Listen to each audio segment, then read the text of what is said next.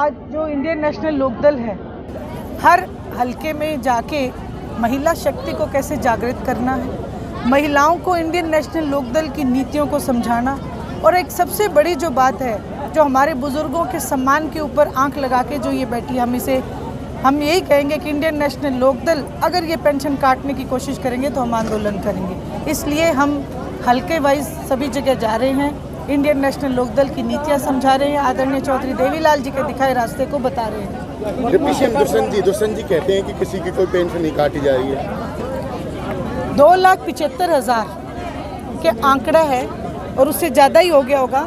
बुजुर्गों की pension cut चुकी है और कहीं पे भी कोई रीज़न नहीं बताया जा रहा। दुष्यंत जी क्या कहते क्या नहीं कहते मुझे नहीं पता, आप आंकड़े देखें, आंकड़ों के आधार पे बात करें। आप जगह जगह जा रहे हैं, लोगों को जागरूक कर रहे हैं, अगर पेंशन आगे काटी जाती तो क्या करेगी नई पार्टी? आंदोलन करेंगे। इंडियन नेशनल लोकदल ने सदैव जन कल्याण के लिए आवाज़ उठाई है और आगे भी उठाएंगे। वर्तमान सरकार के बारे में क्या कहना, कैसी सरकार चल रही है? वर्तमान सरकार में कोई भी वर्ग ये कह दे कि हम बहुत अच्छे में हैं तो मैं मान जाऊंगी।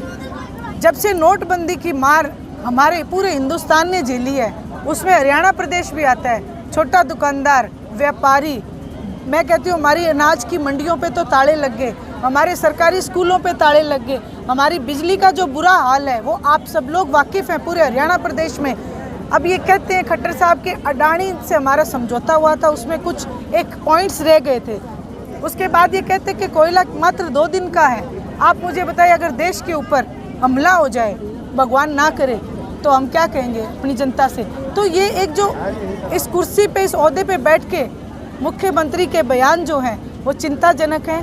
मैं तो यही कहूँगी कि इनकी मंशा है बिजली को प्राइवेट करना, ये हर चीज़ को प्राइवेट करना चाहते हैं, हमें अडानी अंबानी के हाथों में बेचना चाहते हैं। क्या लगता है आगे प्रदेश में कौन सरकार बनेगी? आम आदमी पार्टी पंजाब बाद काफी जोश दिखा रही है, हरियाणा के अंदर कार्यकर्ता सम्मेलन हो रहे हैं, जगह जगह लोग शामिल हो रहे हैं। हर एक स्टेट का अपना अपना राजनीतिक परिप्रेक्ष्य होता है। आप अगर पंजाब की बात करें तो पंजाब के में जो हुआ, भारतीय जनता पार्टी को लोगों ने सिरे से नकार दिया, ये सत्य है।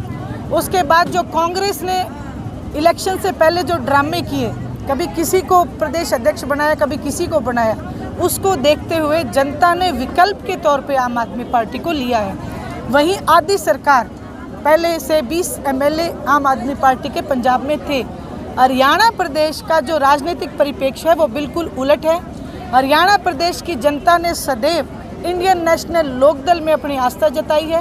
उनके पास इंडियन नेशनल लोकदल से मजबूत विकल्प उन्होंने अपने आप में चुना है।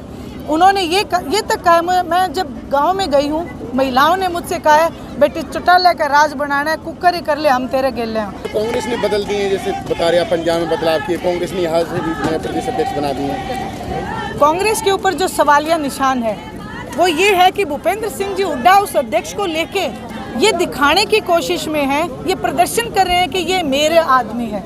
आप मुझे ये बताएं, भूपेंद्र सिंह जी हुड्डा कितनी बार इस बात की सुर्खियां चली हैं, कितनी बार दरबार में गए हैं कि मुझे प्रदेश अध्यक्ष बना दो, लेकिन कांग्रेस ने उन्हें प्रदेश अध्यक्ष नहीं बनाया। उसके बाद शैलजा जी को काटने के लिए उन्होंने कहा कि वीरबान को इनको बना दो, उदयबान को। तो आप ये सोचें कि वो एक ऐसे इंसान को बना के लेके आए हैं कि जो वो अपनी कठपुतली बनाना चाहते हैं। लेकिन आपको मैं बता दूं, ये हरियाणा की जनता है, ये अच्छे से उनकी मंशा को समझती है। फिर अगर बात करो भूपेंद्र सिंह जी हुड्डा की, तो वो कांग्रेस धर्म कम निभाते हैं, वो मित्रता का बीजेपी के साथ ज़्यादा धर्म निभाते हैं। उन्होंने एलनाबाद के चुनाव में ये साबित कर दिया कि मेरी परम मित्र भारतीय जनता पार्टी है।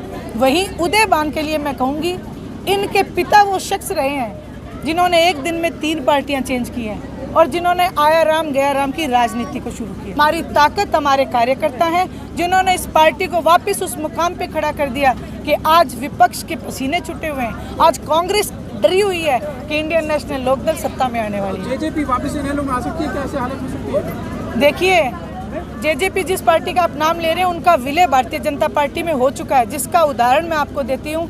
2 बाई इलेक्शन हुए हैं, दोनों बाई इलेक्शन में ना जेजेपी का झंडा, ना डंडा, ना कैंडिडेट। इसका सीधा सीधा मतलब है कि उनका विलय भारतीय जनता पार्टी में हो चुका है।